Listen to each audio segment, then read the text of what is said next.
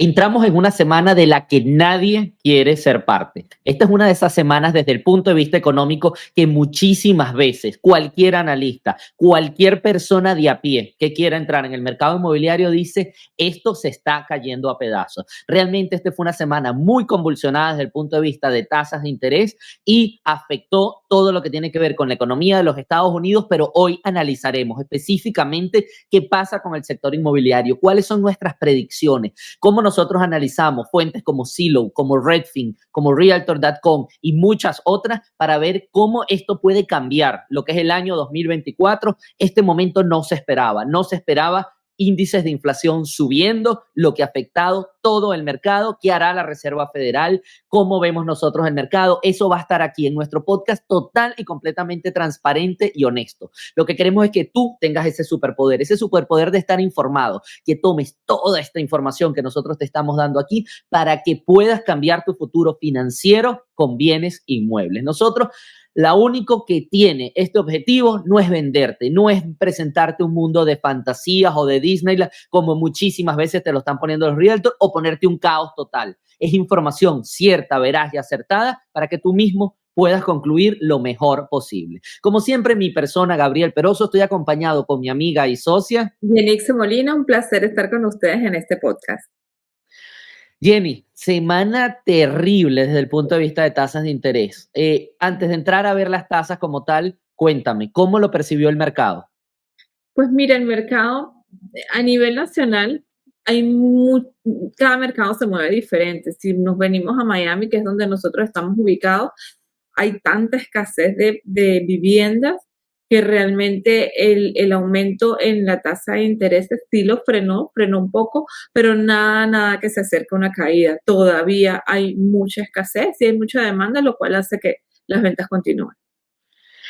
Entremos entonces a analizar esto. 7.30. Habíamos visto 6.91, 6.80. Habíamos estado coqueteando entre los 7 muy bajos y el 6 alto, pero dieron un brinco a 7.30. Si observamos cómo fue la semana, aquí podemos ver el gráfico de la semana. Aquí vemos cómo se movió de 7.11, 7.06, 7.34, 7.37, 7.30. Realmente dio un brinco de alrededor del 0,5% durante lo que fue el viernes pasado. ¿Qué pasó? Indicadores de inflación. Realmente la inflación vino mucho más fuerte de lo esperado. Tenemos 3 meses consecutivos con subidas inflacionarias. El year to year está cerca del 4% en temas de lo que tiene que ver con inflación. Está la Reserva Federal esperando un 2%. Es bastante complicado manejar estos números inflacionarios y que la Reserva Federal pueda ser positiva y decir las tasas de interés van a bajar. ¿Qué hicieron efectivamente los mercados hipotecarios? Subieron inmediatamente las tasas. El futuro para el 2024 que vislumbraba 7 recortes, se esperaban 7 recortes en lo que iba a ser todo el 2024. Ahora vamos a ver aquí la gráfica, como muestra, este es el FedWatch, que nos indica qué se está prediciendo en lo que tiene que ver con los recortes de las tasas de la reserva. Estamos viendo 96.1 piensan que en mayo se van a mantener igual, 83 en junio, julio, quizás veamos un primer recorte a mediados de año, uno finalizando el año posiblemente aquí en estos 3, y ya los demás es para el 2025. Pasamos de 7 a 2, posiblemente uno solo. Además, un año electoral, lo que quiere decir que efectivamente la Fed no ve un buen futuro. Vamos a seguir con mercados muy volátiles desde el punto de vista de tasas de interés, y lo que tienes que hacer es prepararte. Esta información es clara, veraz y directa. Prepárate. Si en enero viste este podcast y te dijimos, hay 7 recortes previstos y en este dices, hay uno solo, no es locura. No es que estamos cambiando de opinión, es que la economía se mueve siempre a su propio ritmo y solo tú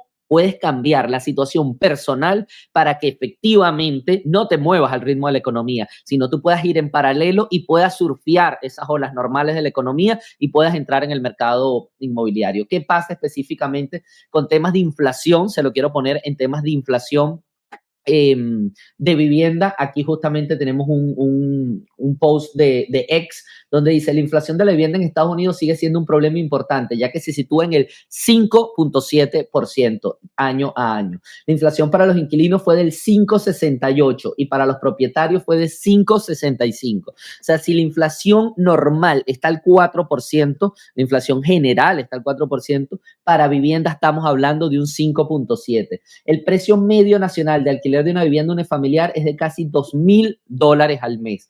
Y el pago de vivienda de mortgage es $3,000 al mes en promedio. Si bien en muchas partes la inflación ha disminuido, en otras categorías los esenciales no lo están. La accesibilidad de vivienda sigue siendo una crisis. Realmente este post es bien fuerte porque nos indica 5.7% de inflación. Es muy, muy alto para el sector de vivienda y es inquilinos y propietarios. ¿Por qué propietarios? Porque uno de los índices que más ha subido ha sido los seguros. Los impuestos han pegado muy duro porque han subido los precios de la vivienda, entonces los impuestos pegan al subir el valor de la vivienda, la tasa imponible es mucho, el valor taxable es mucho más alto, y al ser el valor taxable mucho más alto, tienes que pagar más, sin contar lo que es el cuidado de la vivienda, porque cuando tú eres propietario igual tienes mantenimiento, tienes landscaping, si tienes piscina, tienes sustituciones de techo, tienes reparaciones, tienes una cantidad de cosas que se unen a ese pago mensual de vivienda, que siguen subiendo de precio y se hace más costoso mantener una vivienda. Jenny, esto es lo que tiene que ver con tasas de interés. No estamos esperanzados. Vamos a ver qué pasa en 1 de mayo. Estamos a 2 semanas de la primera reunión de la Fed. No va a haber recorte, pero sería muy interesante qué va a decir la Fed, cómo se va a expresar la Fed, porque la expresión que tenga la Fed va a ser distinta. Adicionalmente, para el mes de mayo, también que estemos entrando en una campaña electoral ya con los dos candidatos entrando realmente en campaña, y puede influenciar esos discursos de campaña en algo los mercados inmobiliarios. Vamos a ver qué pasa. Sé que tienes información ya de lo que sucedió esta última semana de los análisis de Redfin. Sí, traigo el artículo de lo que sucedió en la semana en cuanto a precios de Redfin. Y qué es lo que el dato más importante es que los pagos mensuales establecen un nuevo récord.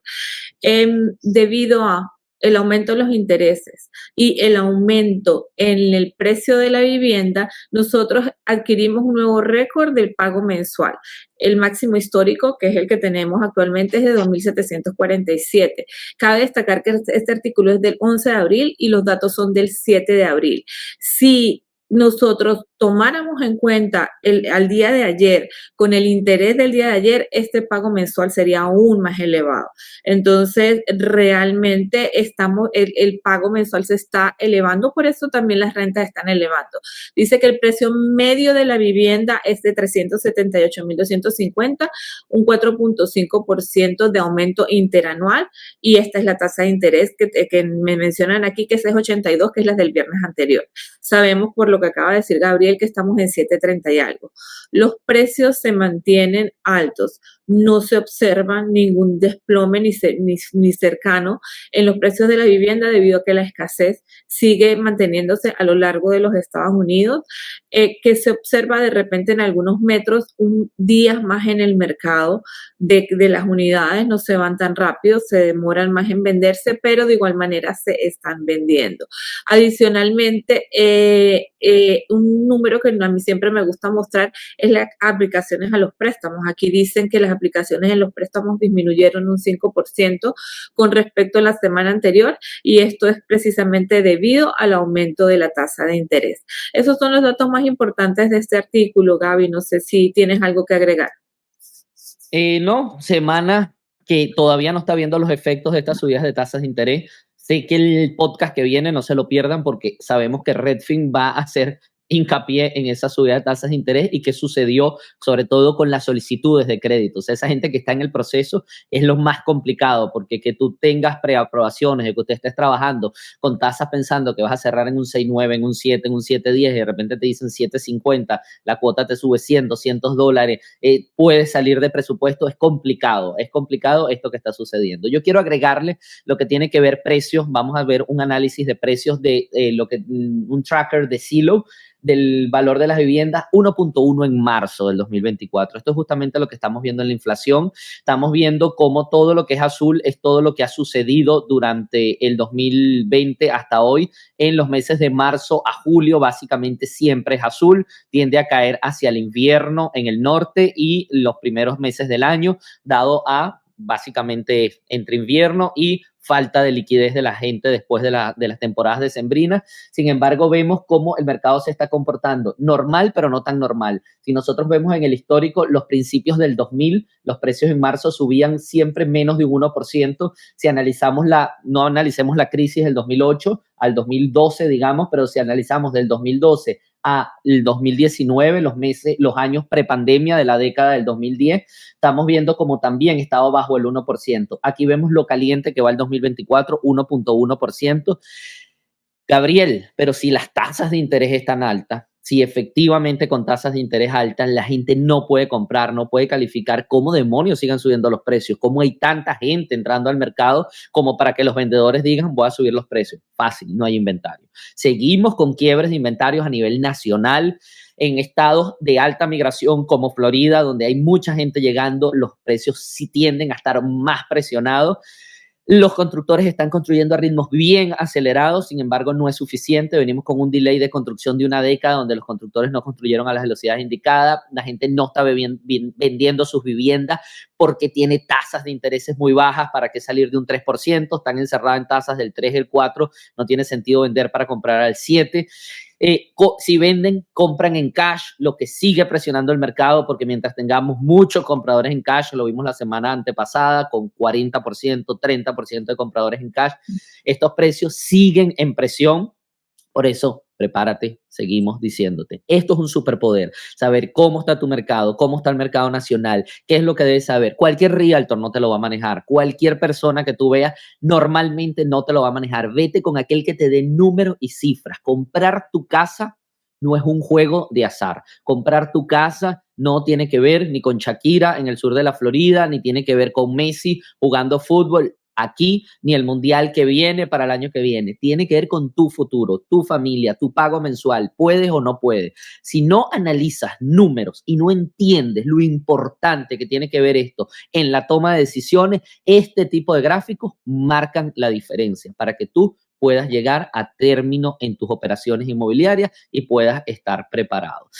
Jenny, sé que tienes algo interesante adicional, creo que lo que tiene que ver con cómo ser creativos para poder comprar una vivienda. Es importante en este momento, después que yo te estoy dando todas estas malas noticias juntas, cómo ser creativo para comprar una vivienda.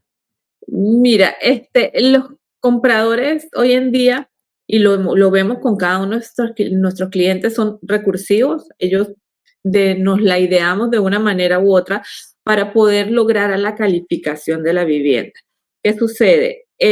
En estos 5 años ha cambiado muchísimo como lo que tú necesitas ganar, el ingreso que necesitas tener para poder comprar una vivienda. Básicamente se ha duplicado el ingreso de una familia. Antes era $59,000 para comprar una vivienda media. Hoy en día son $106,000 lo que necesita un hogar para comprar una vivienda promedio. ¿Qué están haciendo las personas? Las personas están, número uno, comprando propiedades que puedan ser hackeadas. ¿A qué se refiere eso? Hackeadas es, compro la propiedad, rento una habitación, ya sea en renta corta, ya sea en renta larga, o simplemente compro un dúplex, vivo en uno y en el otro vive mi hermano, o compro una propiedad con mi hermana, la vivimos las dos. Entonces, realmente es lo que están haciendo las personas, sale aquí en el artículo y dice hackeo de vivienda, la posibilidad de alquilar toda parte de una casa para poder obtener dinero extra. También es muy usado la compra conjunta con un amigo o un familiar en forma de ayuda para la asequibilidad de la vivienda. El 21% de los compradores del año pasado informaron haber hecho esto. Es un porcentaje bastante grande, Gabriel. Antes no se veía, antes no era común que esto sucediera, pero este artículo nos muestra que el 21% de los compradores en el 2023, de una manera u otra, o hackeó su propiedad o compró en conjunto con un amigo o un familiar para poder lograr la compra de la vivienda. Jenny, aquí están los números que demuestran por qué sucede eso. Tenemos, este es el gráfico en general de cómo se ha comportado el pago mensual cuando tú compras una vivienda dependiendo del mortgage. Este es el gráfico, pero estos números son demoledores. Aquí vamos a ver si lo puedo poner un poco más grande.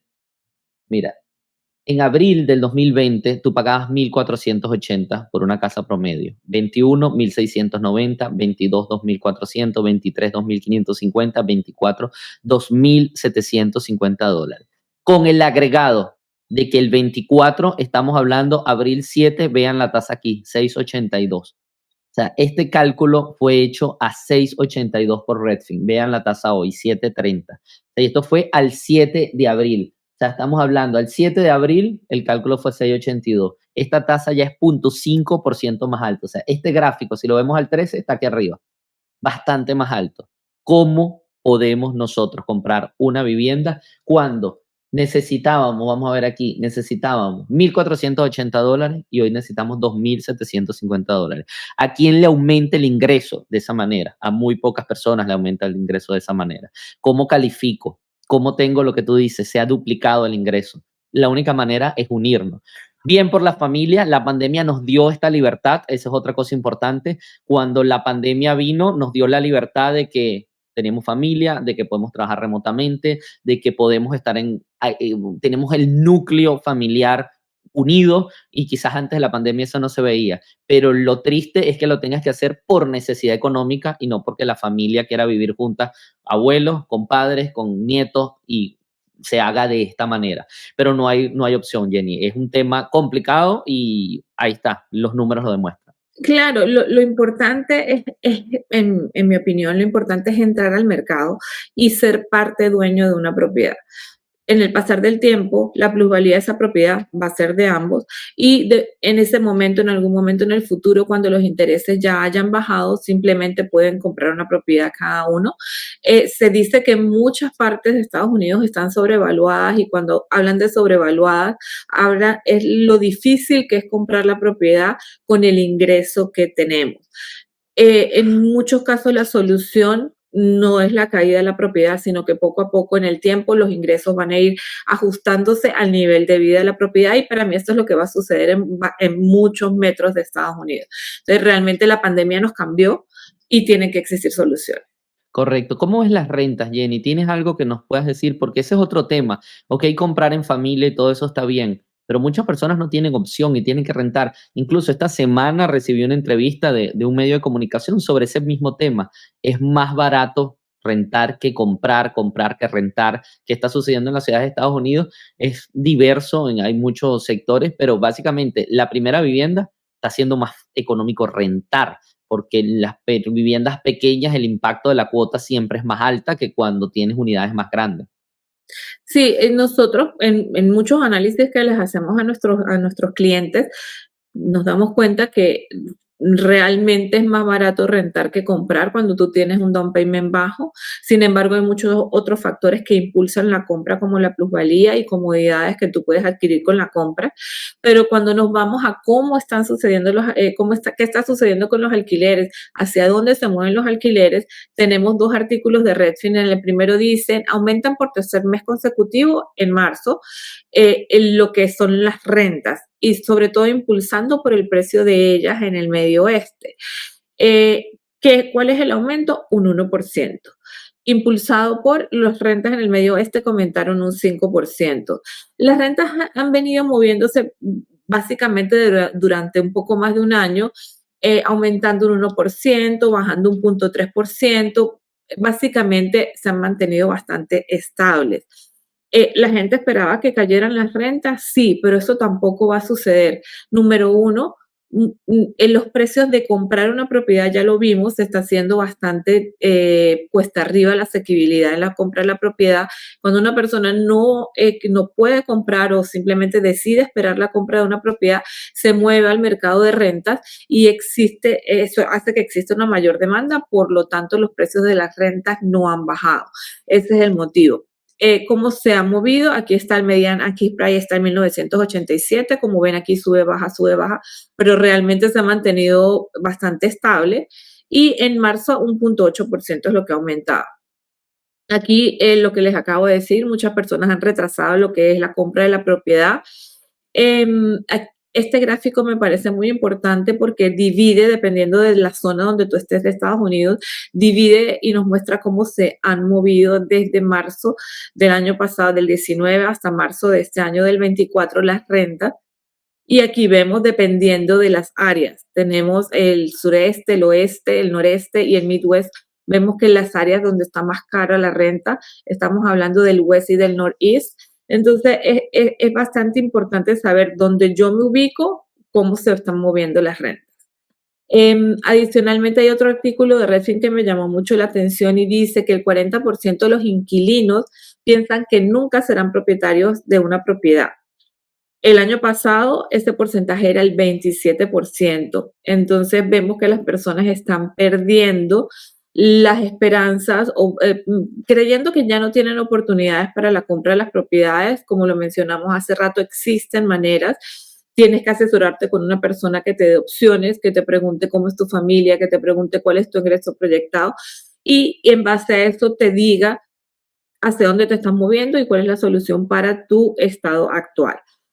¿Por qué razones las personas que están rentadas piensan que no pueden comprar? Aquí tenemos en la encuesta, salieron las principales razones. La primera es simplemente las casas están muy caras. Como segunda tenemos es la dificultad que están encontrando las personas para ahorrar el pago inicial. Un 35% de las personas piensa eso. Un 33% se le hace difícil el pago mensual por el hecho que acabamos de mencionar, que en algunas ocasiones comprar es más caro que rentar, y el 32% porque las tasas hipotecarias están altas. Esas son las razones más importantes, Gabriel, por cual las personas simplemente han perdido la esperanza de comprar.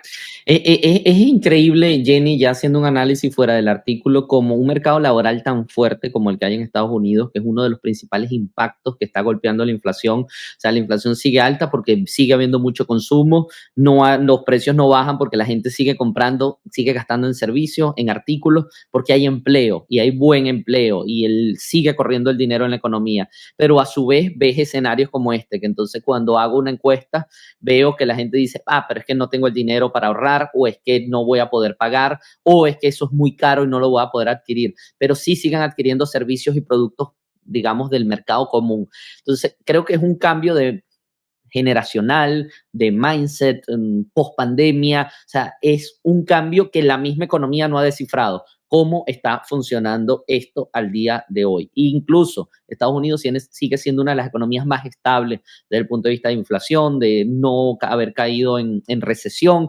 etcétera. O sea, es complicado porque es como entender una nueva sociedad, como que entró pandemia con una nueva generación, con una nueva visión del mundo y hace que sea complicado porque te encuentras estos choques de no puedes comprar, pero a la vez el mercado laboral es el más fuerte. Entonces, debería ser un momento donde la gente dice, la economía está bien, hay dinero, yo sigo consumiendo, claro que puedo comprar una casa, pero entonces compran carro, compran zapatos, gastan en hoteles y restaurantes, pero no tienen para comprar la casa.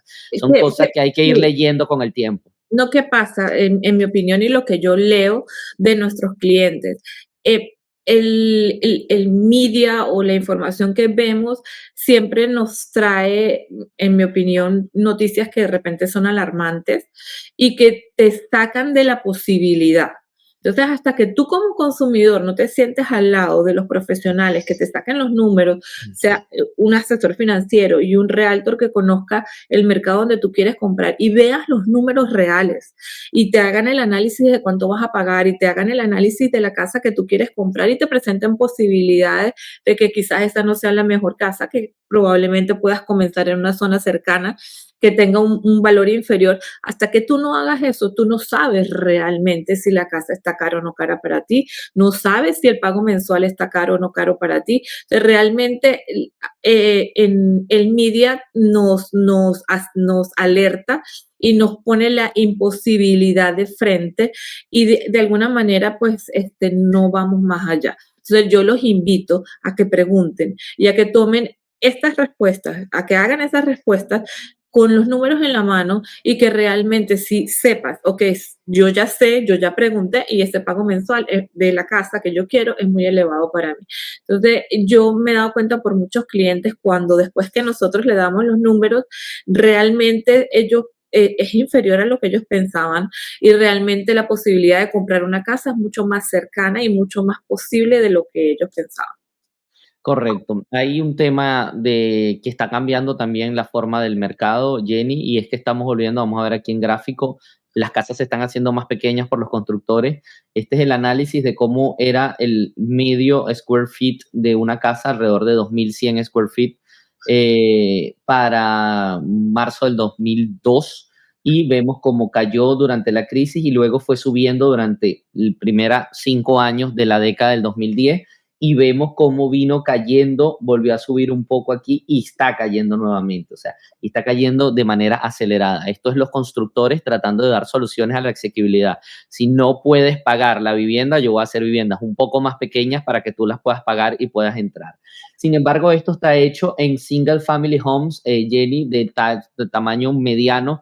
Hay algo que creo que distorsionó el mercado y es que es la posibilidad de que exista esa primera vivienda. Hace muchos años existían las viviendas más pequeñas, existían los apartamentos como el primer paso de un profesional que entraba en el mercado de vivienda como soltero y entraba en un tipo estudio, en un apartamento de una habitación, o aquellos recién casados se iban a uno de una habitación o de 2 habitaciones pequeños, y luego cuando llegaba la familia era donde buscaban 2, 3 habitaciones, ya buscaban un single family, etcétera. Eso se eliminó mucho del mercado y la gente durante todo este tiempo entraba directo al 2, 3 habitaciones, hacían el esfuerzo, se unía el matrimonio joven y eliminaron ese paso.